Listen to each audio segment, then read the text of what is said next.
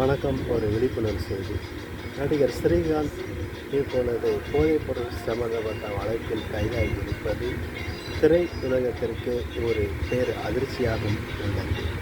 ஒரு ரோல் மாடலாக இருக்க வேண்டியவர்களை இப்படி தவறுகளை செய்யும்பது அதிகபட்சமாக இது பார்க்கப்படுகிறது.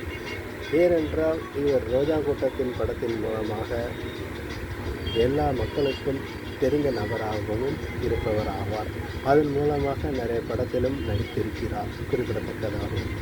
இருப்பினும் இவ்வாறு செய்திகளில் வரும்போது இவரா இப்படி அப்படிங்கிற கேள்விகள் பொதுமக்கள் நடத்தில் எழுந்துள்ளது.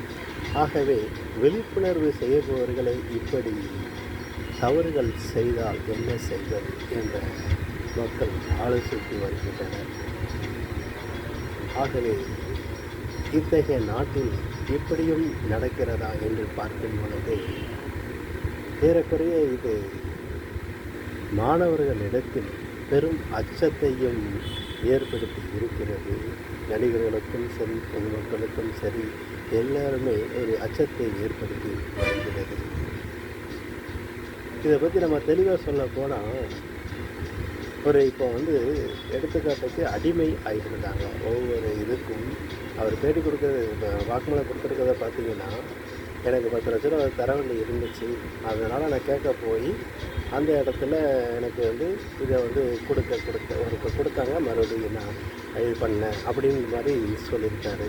அப்போது இதுலேருந்து என்ன தெரியுதுன்னு பார்த்தீங்கன்னா, ஒரு இது மதுபானம் குடிக்கிறவங்களும் சரி, அப்போ இதில் ஒரு திருப்ப ஆயிட்டாங்க அப்படின்னா அதுலேருந்து மீள்றதுக்கு இது பெரிய ஒரு சவாலாக இருக்கிறது ஒரு பக்கம் பார்க்கும்போது.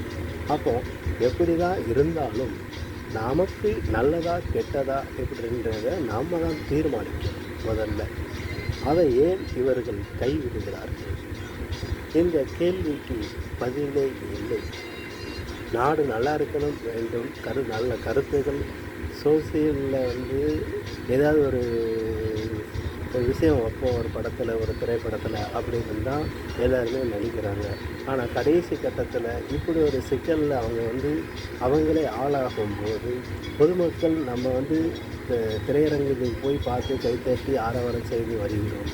ஆனாலும் இத்தகைய பிரச்சனைகளை மாற்றும்போது பொதுமக்களுக்கும் மாணவர்களுக்கும் தான் இது பெரும் அச்சத்தை தவிர இது வேறு என்ன சொல்கிறதுக்கு கருத்துக்கள் இல்லை.